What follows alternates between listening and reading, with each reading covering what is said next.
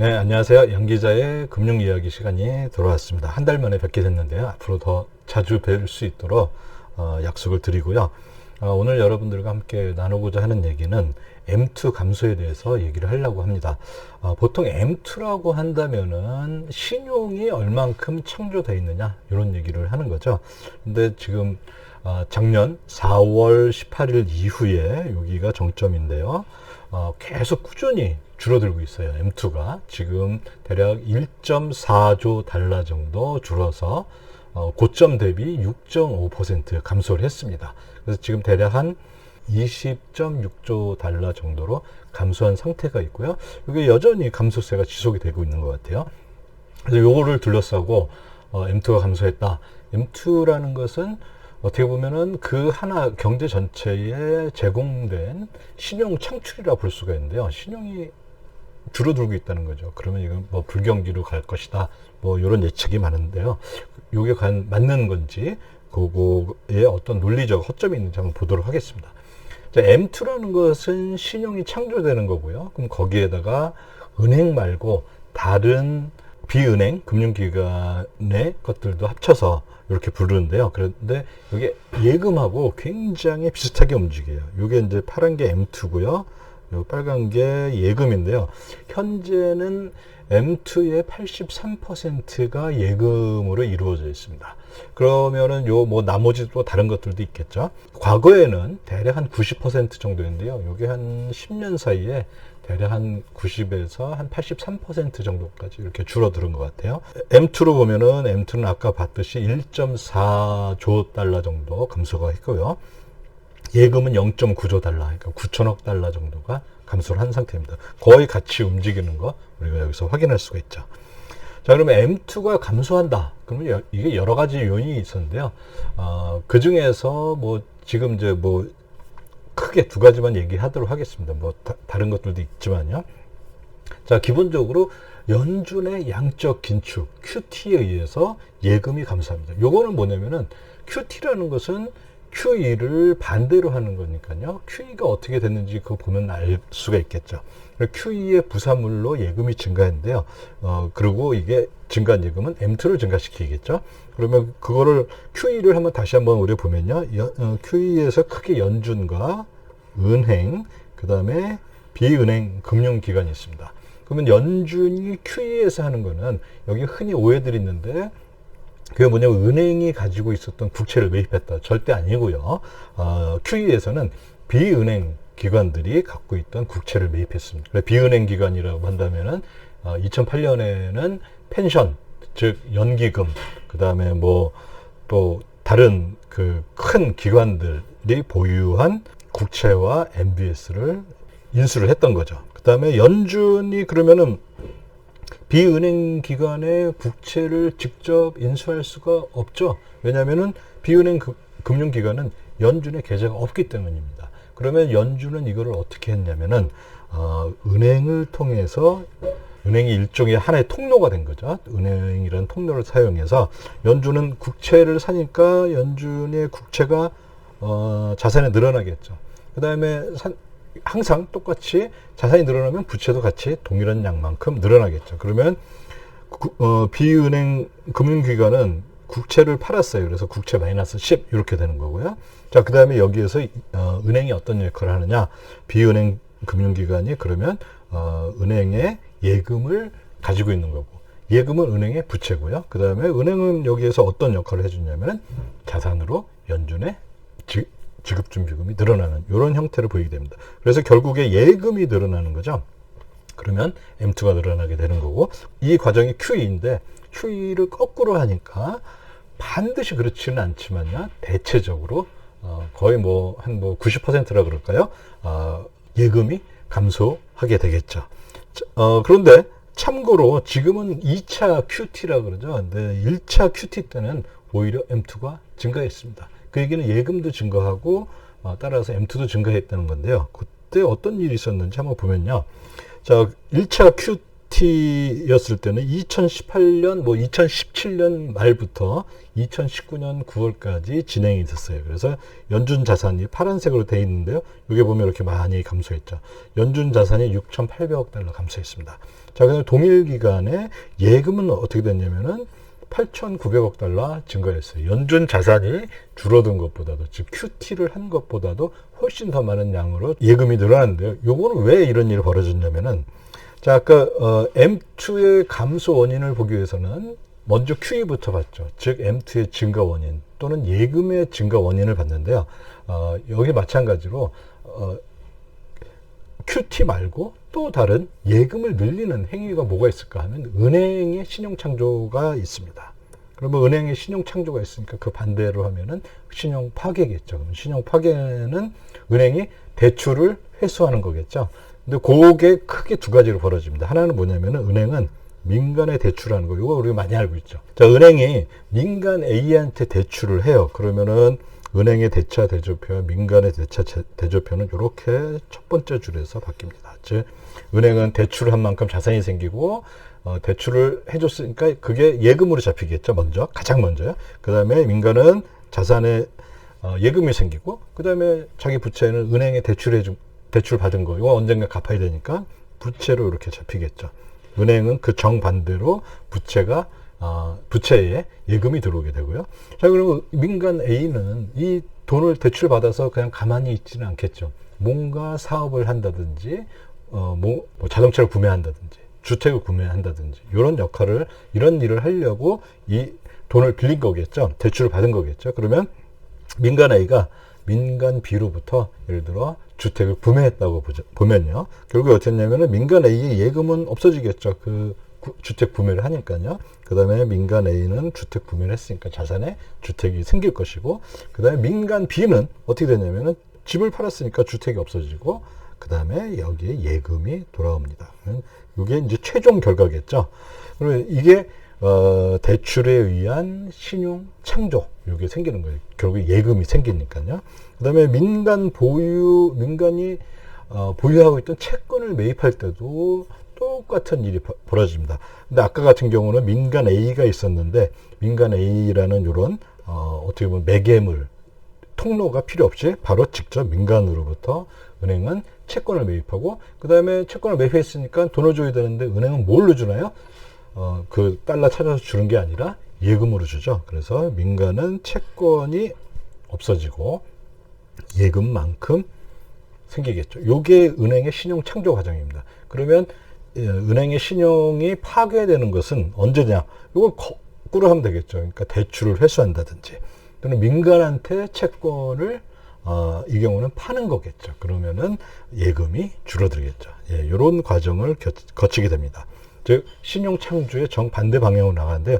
요번에 벌어지는 일은 1차 QT하고는 전혀 다르게 어떤 일이 벌어지고 있냐면요. 은행들이 지금 제가 방금 전에 신용 창조하는 건 두 가지가 있다고 그랬죠. 하나는 그 대출을 하는 게 있고, 또 하나는 민간이 보유한 채권을 사는 게 있는데요.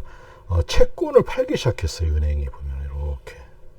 그런데 대출은 늘리고 있습니다. 계속. 그러니까 한쪽에서는 신용 창조를 하고 있고 한쪽에서는 신용 파괴를 하고 있어요. 근데 결국에 보면은 얼마였냐면 대출은 1조, 채권은 대략 6천억 달러. 그러니까 전체적으로 신용 창조한 금액은 올라갔던 거죠. 2022년 작년 4월 초 기준으로 은행 전체의 대차 대조표를 한번 보면요. 어떤 일이 생겼냐면요. 일단 자산 부분에서 아까 방금 봤듯이 채권 보유한 거 6천억 달러 정도 감소했다. 이게 나오죠. 그 다음에 대출해 준 거는 오히려 1조 달러 늘었다. 은행의 예금을 줄이는 것. 그 방법 중에 하나가 그게 뭐냐면은 지금 또 QT를 하고 있으니까 지급 준비금이 줄어들겠죠. 그건 한 대략 4천억 달러 정도 줄어들었어요. 그래서 전체적으로 0.01 이 정도 되고 있습니다. 근데 부채 부분은 보면은 자, 예금 아까 1조 얼마 줄었었잖아요. 예금이 이만큼 줄었고요. 그 다음에 차입이 늘어났어요. 이 차입이 늘어나는 것 중에서 중요한 거는 최근에 저기 있었죠. 은행 사태 때문에 은행들이 돈을 많이 빌리기 시작했습니다. 그 다음에 또 이 차입은 국내 기관한테 차입한 거고요. 외국 기관한테도 차입을 많이 했어요. 그냥 대략 2,200억 정도. 그래서 합을 보면은 뭐 거의 둘 다 비슷하게 되겠죠. 그래서 이 전체적인 현재 상황을 보면은 은행은 자산 항목과 이 부채 항목, 대차 대조표의 구성 항목의 변화는 상당히 컸지만 전체 대차 대조표는 일정하게 유지하고 있다. 이런 것을 우리가 알 수가 있을 것 같습니다. 자, 이거는 이제 은행 전체의 대차 대조표의 큰 흐름이에요. 그래서 여기가 대출 이렇게 우리 늘어난 거 볼 수가 있고요. 채권 이렇게 줄어든 거 볼 수가 있죠. 여기를 기준으로 해서 보면은 요게 아까 여기가 대략 한 4월쯤인데요. 4월을 기준으로 해서 보면 대출 늘어나고 채권 보유한 거 감소하고 지급 준비금 감소하지만은 요 금액이 얼추 비슷해 가지고 이 늘어난 거랑 비슷해서 전체적인 그 은행의 대차 대조표 크기는 크게 변화가 없는 상황입니다. 여기에서 이렇게 좀 자세히 얘기를 하는 거는요. 은행이 인수한 채권 이 보유가 감소했고 그 다음에 은행이 보유한 또 지급준비금 자산 쪽에서요. 그것이 감소했는데 대출은 굉장히 좀 특징적인 거는 기존에 2018년에서 19년에 있었던 1차 QT 때하고 다른 것은 대출이 여전히 증가세 있다. 그 당시 QT, 1차 QT에서는 은행이 인수하는 채권 보유 규모도 증가했고 그 다음에 대출도 증가했어요. 그래서 지급준비금이 줄어든 것, 즉 연준이 QT로 인해서 지급준비금이 줄어든 것을 상쇄하고도 남을 정도로 쭉 올라갔는데 이제는 은행이 보유한 채권은 감소하고 있고 대출은 여전히 증가세가 있다. 그 다음에 지급준비금이 감소하고 있으니까 전체적으로 이 은행의 대차 대조표의 크기는 그대로 유지하고 있다. 이렇게 할 수가 있겠죠. 요걸 좀 자세히 얘기했던 건요. 이게 뭐냐면은 보통 우리가 M2 그래프를 딱 보여주고서 많은 분들이 어떤 얘기를 하면은 M2가 감소하니까 신용이 파괴되고 그 다음에 그것은 실물경제 대출 감소로 이어지고 결국에 실물경제 대출을 적게 해준다. 이거는 경기 침체를 의미하겠죠. 이게 너무 쉽게 이렇게 결론을 내리는데 사실 우리가 좀 더 자세하게 방금 전에 본 바와 같이 현재 은행이 실물경제 대출해 주는 거는 아직은 뚜렷한 감소세는 보이고 있지 않습니다. 이렇게 쉽게 결론 내릴 것은 아니다라는 것을 말씀드리고 싶어서 이 얘기를 꺼냈던 겁니다. 자, 그 다음에 이제 뭐 재밌는 것 중에 하나가요. 현재 M2 요거의 수준이 어떤 거냐, 요거를 크게 두 가지를 볼 수가 있는데요. 그냥 M2 자체만의 수준으로 이렇게 본 건데요. 요거 여기 주황색 요 선은 뭐냐면 여기 2020년 2월까지 쭉 추세예요. 그 추세선을 한번 쭉 이렇게 그려봤습니다. 그 다음에 이 파란색은 현재 M2의 변화량입니다. 그러면은 이렇게 현재 이렇게 꺾어진 상태죠. 근데 그러면 이 추세선으로부터 대략 한 3.1조 달러 위에 있습니다. 현재 M2 자체는요. 그 얘기는 뭐냐면은 대략 계산해 보면은 17.5% 위에 있다. 즉 이 M2가 굉장히 많다라는 거죠. 그럼 이걸 보면은 M2가 아직도 상당히 많이 줄어들어도 뭐 추세선을 유지하는 거 아니냐 이렇게 생각할 수도 있을 것 같습니다. 근데 이거를 저는 이제 어떻게 봤냐면요. M2라는 것은 신용 창조 얘기죠. 신용 창조를 했다 그러면은 10년 전에 1달러 신용 창조를 한 거하고 지금 1달러 신용 창조한 거는 다른 의미를 가진다. 뭐 저는 그렇게 생각을 한번 해봤습니다. 그러면 그 10년 전에 1달러하고 지금의 1달러를 비교할 수 있는 가장 좋은 방법은 물가 수준으로 나누는 거죠. 그래서 제가 2010년 1월 1일에 물가를 100으로 놓고 그 다음에 M2 전체 양에서 이 CPI 물가 수준 그걸 2010년 1월 1일 100으로 놓았습니다. 그걸 나눴어요. 그리고 이제 그 뒤로 이렇게 쭉 올라왔는데요. 그걸 한번 보니까요. 또 마찬가지로 추세선을 2020년 3월 요때가 이 일종의 뭐 이 M2의 변곡점이니까요. 여기까지 추세선 한번 그리고 이걸 쭉 연장을 해봤습니다. 그랬더니 얼마가 나오냐면 현재 144.2가 나오고요. 그 다음에 M2 나누기 CPI 수준을 또 보니까 그건 얼마가 나왔냐면 149.4가 나왔습니다. 대략 한 5.2의 차이인데요. 요거는 현재 M2는 추세선 위에서 대략 3.6% 위에 있다. 이걸 의미한다. 이렇게 말씀드릴 수가 있겠죠. 그럼 이게 의미하는 건 뭐냐? 이미 지금 M2는 그 CPI로 보정한 M2는 추세선에 거의 다 와 있다. 이런 걸 의미하는 거죠. 그러면 이 얘기는 아까 봤던 거하고는 좀 다른 이 관점을 보여주죠. 아직도 굉장히 많이 여유가 있는 17.5%란 여유가 있는 거랑 3.6%밖에 여유가 없는 거, 이거는 굉장히 다른 의미를 가지죠. 또한 CPI라는 것은 물가 수준입니다. 인플레이션이 아니죠. 물가 수준의 변화율이 인플레이션인 거죠. 그러면 현재 대략 뭐 5% 이렇게 보고 있는데요. 5%가 연준이 말한 2%로 가기 위해서는 뭐 아직도 한 얼마나 걸릴지를 모르지만은 최소한 몇 개월은 걸릴 것 같아요. 그러면 인플레이션이 2%다. 양수란 얘기죠. 인플레이션이 양수라는 거는 뭐냐면은 CPI는 계속 늘어난다는 거죠. 그러면 여기에서 우리가 알 수가 있는 건 뭐냐면 이 차이가 즉 M2 나누기 CPI로 물가 수준으로 보정한 M2하고 이 추세선하고의 차이가 금방 메꿔질 거라는 거죠. 그럼 이 M2 나누기 CPI는 이미 조금 있으면은 바로 이 추세선 위에 존재하지 않을까 이렇게 생각을 해봅니다.